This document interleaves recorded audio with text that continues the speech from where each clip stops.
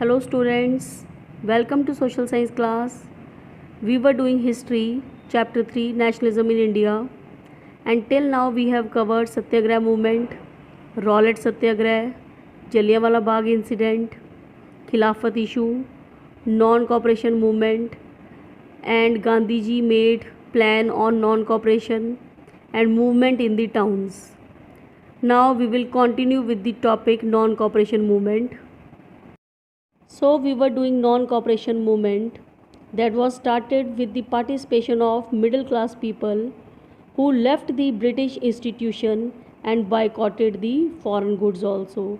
But after 1 year, it gradually slowed down due to the variety of reasons. So we have read the effect of non-cooperation movement in the towns. अब towns से non cooperation movement villages में और country side में कैसे spread हुआ. अब villages में भी पीजेंट्स और ट्राइबल्स की ऑलरेडी स्ट्रगल चल रही थी. So here is the story of Awadh. Peasants were led by Baba Ramchandra, a sanyasi who had earlier been to Fiji as an indentured labourer. अब अवध में जो पीजेंट्स थे, फार्मर्स थे, उनका एक लीडर था जिसका नाम था बाबा रामचंद्र, जो कि एक सन्यासी था और पहले कभी वो फीजी में एज इंडेंचर्ड लेबरर काम करके आया था.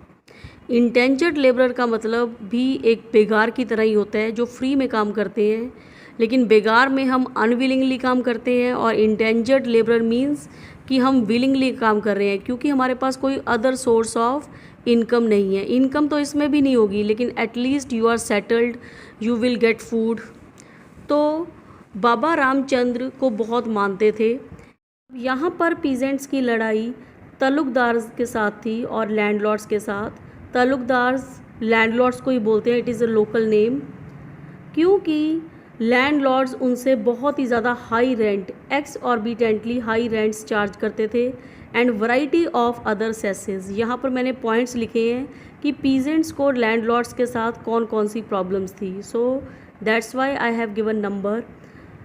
First problem was that peasants were giving high rents and other सेसेस and peasants had to do begar and work at landlord's farm without any payment. क्योंकि लैंडलॉर्ड्स से उन्होंने ज़मीन रेंट पे ली थी तो उनके फार्म के ऊपर उनको फ्री में काम करना पड़ता था without any payment. And as tenant, tenant means जिन्होंने लैंड रेंट पे ली है peasants, they had no security of tenure. उनकी कोई भी टेन्योर की या टाइम पीरियड की सिक्योरिटी नहीं थी. जैसे अगर पीजेंट्स ने 1 ईयर के लिए लीज पे ली है या रेंट पे ली है लैंड, तो उनको किसी भी वक्त इन बिटवीन 3 महीने के बाद लैंड से निकाल दिया जाता था, 6 महीने के बाद. Means there was no security of tenure and being regularly evicted so that they could acquire no right over the leased land.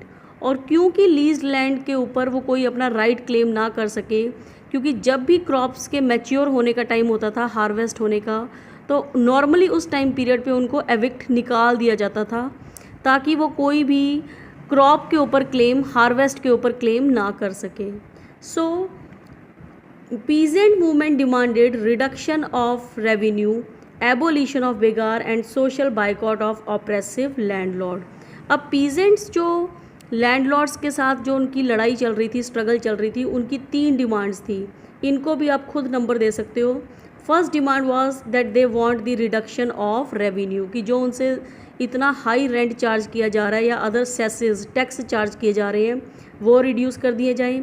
Abolition of बेगार, उनसे फ्री में ना काम करवाया जाए. And social boycott of oppressive landlord, और वो किसी भी तरीके का रिलेशन इन ऑप्रेसिव, जो उनको बहुत ज़्यादा दबा कर रख रहे थे, इन लैंडलॉर्ड्स के साथ नहीं रखना चाहते थे. सो in many places nai dhobi bandh were organised by the panchayat to deprive landlords of the services of even barber and washerman. तो जब ये उनकी फ़ाइट चल रही थी तो उन्होंने नाई धोबी बंद लगा दिए. नाई धोबी बंद मीन्स, नाई मीन्स बार्बर, कि कोई भी बार्बर जो है वो लैंडलॉर्ड्स के हेयर कट नहीं करेगा. धोबी वॉशरमैन उनके कपड़े वॉश नहीं करेगा. So in June 1920 Jawaharlal Nehru began going around the villages in Awadh, talking to villagers and trying to understand their grievances. अब जब नॉन कॉपरेशन के लिए, जब हमने पहले पढ़ा था कि महात्मा गांधी और शौकत अली पूरे इंडिया में टूर कर रहे थे, तो ऐसे ही कांग्रेस लीडर्स भी डिफरेंट एरियाज़ में टूर कर रहे थे for the support of non cooperation movement. तो जवाहरलाल नेहरू भी विलेज अवध में पहुंच गए और उन्होंने विलेजर्स से बातें की, उनकी ग्रीवेंसेस, उनकी कंप्लेंट्स को अंडरस्टैंड करने की कोशिश की। एंड बाय अक्टूबर द उद किसान सभा was setup and headed by Jawaharlal Nehru, Baba Ramchandra and few others. क्योंकि वहाँ के लोकल पीजेंट्स बाबा रामचंद्र को मानते थे, बाबा रामचंद्र ने भी कांग्रेस लीडर जवाहरलाल नेहरू के साथ अलायंस कर ली और सब ने मिलकर एक नई किसान सभा सेटअप की जिसका नाम था उद किसान सभा। पहले सभी किसान जो थे वो उत्तर प्रदेश किसान सभा के साथ लिंक्ड थे, लेकिन अब उन्होंने वहाँ से रिलेशन तोड़कर इस न्यू अवध किसान सभा को ज्वाइन कर लिया because they were taking interest in their problems. And within a month over 300 branches had been set up in the villages around the region. और जब नॉन कॉपरेशन मूवमेंट शुरू हुआ तो कांग्रेस का मोटिव था कि अवध पीजेंट स्ट्रगल को national struggle में मर्ज करना, इंटीग्रेट करना। लेकिन अवध में जो पीजेंट मूवमेंट डेवलप हो रहा था वो इस तरीके से डेवलप हो रहा था कि कांग्रेस लीडर्स बिल्कुल भी खुश नहीं थे, दे वर अनहैप्पी विद। क्योंकि गांधी जी ने जो नॉन कॉपरेशन मूवमेंट स्टार्ट किया था उसमें वो वायलेंस बिल्कुल भी नहीं चाहते थे, लेकिन अवध में जो पीजेंट मूवमेंट स्टार्ट हुआ वो बिल्कुल वायलेंट हो गया। As the movement spread in 1921, the houses of talukdar and merchants were attacked, bazaars were looted and grain hoards were taken over। अब वहाँ पर पीजेंट्स ने तलुकदारों के घरों में या मर्चेंट्स के घरों पे अटैक करना शुरू कर दिया, बाज़ार लूटने शुरू कर दिए, जो ग्रेन होर्ड करके रखा हुआ था उनको भी छीना झपटी करनी शुरू कर दी। सो in many places local leaders told peasants that Gandhi ji had declared that no taxes were to be paid and land was to be redistributed among the poor। और वहाँ के लोकल लीडर्स ने पीजेंट्स को कहना शुरू कर दिया गांधी जी का नाम लेके कि गांधी जी ने कहा है टैक्स पे करने की ज़रूरत नहीं है, गांधी जी ने कहा है लैंड रीडिस्ट्रीब्यूट कर लो, और गांधी जी ने ऐसा कुछ भी नहीं कहा था। उन्होंने अपनी इच्छाओं को, अपनी एस्पायरेशंस को या अपने एक्शंस को फुलफिल करने के लिए गांधी जी का नाम लेना शुरू कर दिया।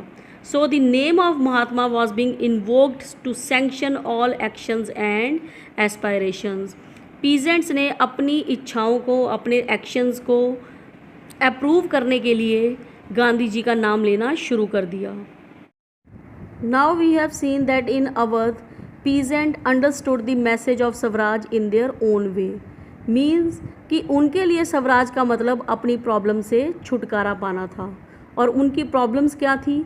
उनको ब्रिटिशर से डायरेक्ट कोई भी प्रॉब्लम नहीं थी। They were having problem with the landlords और दी तालुकदार। तो उनके लिए स्वराज का मतलब यही था कि लैंड रेवेन्यू कम हो जाए या बेगार ख़त्म हो जाए। तो इसी तरीके से ट्राइबल पीजेंट्स ने भी महात्मा गांधी के मैसेज को या स्वराज को अपने तरीके से इंटरप्रेट किया। So now we are going to read another story of tribal peasants who were living in the Gudem hills of Andhra Pradesh। तो ये एक फॉरेस्ट एरिया था। A militant guerrilla movement spread in the early 1920s, not a form of struggle that Congress could approve। अब ये भी militant guerrilla movement means एक small war को बोलते हैं। तो यहाँ पर भी जो पीजेंट मूवमेंट हुआ या वॉर मूवमेंट हुआ इस तरीके से हुआ कि कांग्रेस नहीं चाहती थी कि इस तरीके से मूवमेंट स्प्रेड हो। So this was the forest region and the colonial government had closed large forest area। जैसे आपने 9th क्लास में फॉरेस्ट चैप्टर पढ़ा है, वहाँ पर कॉलोनियल गवर्नमेंट ने बहुत सारे फॉरेस्ट रीजन को रिजर्व कर दिया था और ट्राइबल लोगों की एंट्री बैन कर दी थी। तो यहाँ पर भी ट्राइबल लोगों को फॉरेस्ट से बाहर निकाल दिया गया। There entry was banned and they could not bring their kettles for grazing and could not collect the fuel wood and fruits. तो जिस तरह से आपने पहले भी पढ़ा था कि ट्राइबल लोगों की सारी ज़रूरतें फॉरेस्ट से फुलफ़िल होती थी, उनको फ्यूल वुड कलेक्ट करने से भी मना कर दिया गया, वो फॉरेस्ट में आ ही नहीं सकते थे। And this enraged the hill people. For the forest people forest is there natural home. जब उनको उनके घर से निकाल दिया गया तो इस बात से उनको बहुत ज़्यादा गुस्सा आया। And not only were their livelihood affected but they felt that उनको उनके घर से निकाल दिया गया है, उनके ट्रेडिशनल राइट्स उनसे छीन लिए गए हैं। And when the government began forcing them to contribute begar for road building the hill people revolted. वो तो इसी चीज़ से बहुत ज़्यादा नाराज़ थे, लेकिन कॉलोनियल गवर्नमेंट ने जब उनके साथ ज़बरदस्ती की उनको बेगार करने के लिए रोड बिल्डिंग में कि वो फॉरेस्ट में एक रोड बना रहे थे कॉलोनियल गवर्नमेंट। तो जब उनको ज़बरदस्ती की गई तो उन्होंने रिवोल्ट स्टार्ट कर दिया। And the person who came to lead them was an interesting figure, Alluri Sitaram Raju. अब ट्राइबल लोगों का जो लीडर था उसका नाम था Alluri Sitaram Raju. Claimed that he had a variety of special powers. अब उसमें बहुत ज़्यादा स्पेशल पावर्स थी। He could make correct astrological prediction, भविष्यवाणी करता था। Heal people and could survive even bullet shot, और लोगों की बीमारियों को भी ठीक कर देता था सिर्फ टच करके। इवन बुलेट शॉट, अगर किसी को गोली भी लगती थी तो उसके टच से ही वो पर्सन ठीक हो जाता था। And captivated by Raju the rebels proclaimed that he was an incarnation of god. अब लोग जो थे वो राजू से इतने ज़्यादा कैप्टिवेटेड थे, इतने ज़्यादा इन्फ्लुएंस्ड थे कि उसको वो भगवान का अवतार मानते थे। And Raju talked of the greatness of Mahatma Gandhi, और राजू हमेशा ही महात्मा गांधी की ग्रेटनेस की बातें करता था।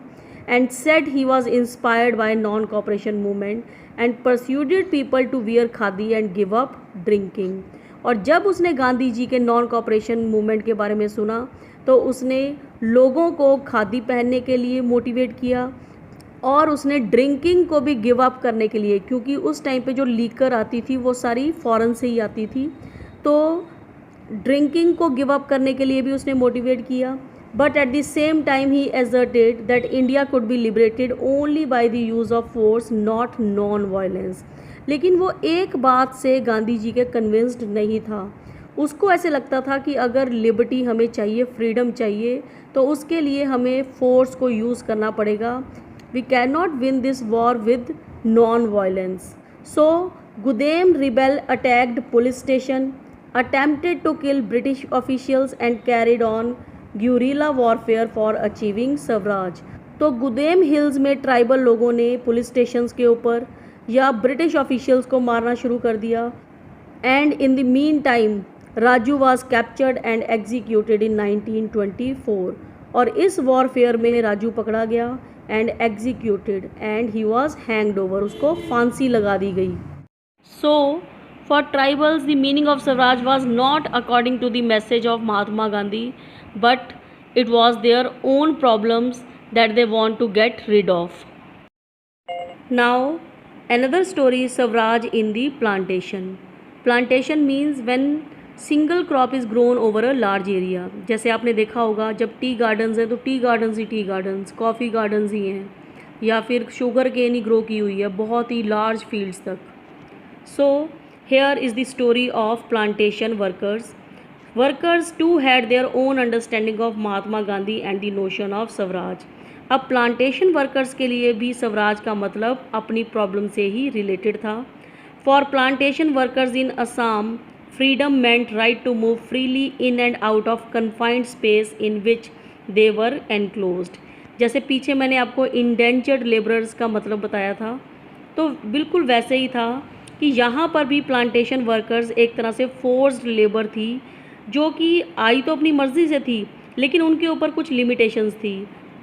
अब असम वर्कर्स के लिए फ्रीडम का मतलब था right to move freely in and out of confined space in which they were enclosed. अब उनके लिए कन्फाइंड स्पेस क्या था? Tea gardens. उनके लिए ये लिमिटेशन थी कि वो उस टी गार्डन्स में ही रहेंगे, टी गार्डन्स के अंदर बाहर वो नहीं जा सकते। It meant retaining a link with the village from which they had come. अब वो चाहते थे कि वो टी गार्डन्स के बाहर भी घूमने जा सकें, जिन विलेजेस से वो आए हैं वहाँ पर वो अपना लिंक रिटेन कर सकें। And under inland emigration act of 1859 plantation workers were not permitted to leave the tea gardens without permission, and in fact they were rarely given such permission. अब उस एक्ट के अकॉर्डिंगली वो बिना permission के tea gardens को छोड़ के नहीं जा सकते थे, और परमिशन उनको बहुत ही कम मिलती थी, बहुत ही rare. And when they heard of non cooperation movement, thousand of workers defied the authorities, left the plantation and headed home. अब जब उन्होंने भी नॉन कॉपरेशन मूवमेंट के बारे में सुना तो उन्होंने भी अपनी अथॉरिटीज़ को डिसओबे करके प्लांटेशन एरिया छोड़कर वो अपने घरों की तरफ, अपने विलेजेस की तरफ चल पड़े। They believed that Gandhi Raj was coming and everyone would be given land in their own village. अब उनको लगा कि गांधी राज आ चुका है और जब वो विलेजेस में जाएंगे तो उनको वहाँ पर लैंड मिल जाएगी, तो उनको वापस आने की ज़रूरत ही नहीं पड़ेगी। And they however never reached their destination, stranded on the way by a railway and steamer strike, they were caught by the police and brutally beaten up. अब क्योंकि नॉन कॉपरेशन मूवमेंट चल रहा था तो रेलवे वर्कर्स ने भी strike कर दी, streamer workers ने भी स्ट्राइक कर दी, और जब वो रेलवे तक पहुँचे या स्ट्रीमर तक पहुँचे तो वो तो बंद थी, तो वो अपनी डेस्टिनेशन तक नहीं जा सकते थे और पुलिस ने वहाँ पर उनको पकड़ लिया और बहुत मारा। So you have seen that the vision of all these movement were not defined by Congress program. अब आपने 3 मूवमेंट के बारे में देखा, एक अवध की स्टोरी पढ़ी, एक गुदेम हिल्स आंध्र प्रदेश और एक असम टी गार्डन्स। अब तीनों ही मूवमेंट्स में जिस तरह से गांधी जी ने प्लान किया था, कांग्रेस ने प्लान किया था non cooperation movement without violence, लेकिन तीनों ही जगहों पर क्या थी? Violence. They interpreted the term swaraj in their own ways, imagining it to be the time when all sufferings and all troubles would be over. अब इन सब के लिए स्वराज का मतलब सिर्फ अपनी प्रॉब्लम से रिलेटेड था कि जब सारी सफरिंग्स या सारी ट्रबल्स ख़त्म हो जाएंगी। And yet when the tribals chanted Gandhiji's name and raised slogan demanding Swatantra Bharat, they were also emotionally related to an all India agitation. लेकिन जिस वक्त वर्कर्स ट्राइबल्स गांधी जी का नाम लेते थे या स्लोगन्स बोलते थे, स्वतंत्र भारत के नारे लगाते थे, उस टाइम पे इसी तरीके से लगता था कि they are participating in the all India agitation. चाहे इंटरनली उनके लिए स्वराज का मतलब अपनी प्रॉब्लम से रिलेटेड था, लेकिन जब वो स्लोगन्स को बोलते थे, जब वो पार्टिसिपेट करते थे मूवमेंट में, तो यही फीलिंग आती थी that they are participating in the all India agitation. क्योंकि ब्रिटिशर्स को तो उनकी इंटरनल फीलिंग के बारे में नहीं पता था, उनको तो यही लग रहा था that they all are demonstrating against them.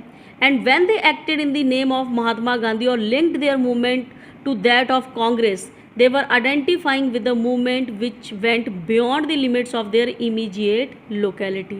और जब भी वो गांधी जी का नाम लेते थे और कांग्रेस को अपने मूवमेंट के साथ एसोसिएट करते थे, तो फील यही होता था कि उनका मूवमेंट जो है वो नेशनल मूवमेंट के साथ मर्ज्ड है। And after 1 year non cooperation movement was again called off by Mahatma Gandhi because at Chori Chora in Gorakhpur, UP, a peaceful demonstration in a bazaar turned into a violent clash with police. Hearing of the incident, Mahatma Gandhi called off the movement. Now, this is enough for today. In the next video, we will cover the civil disobedience movement. Thank you.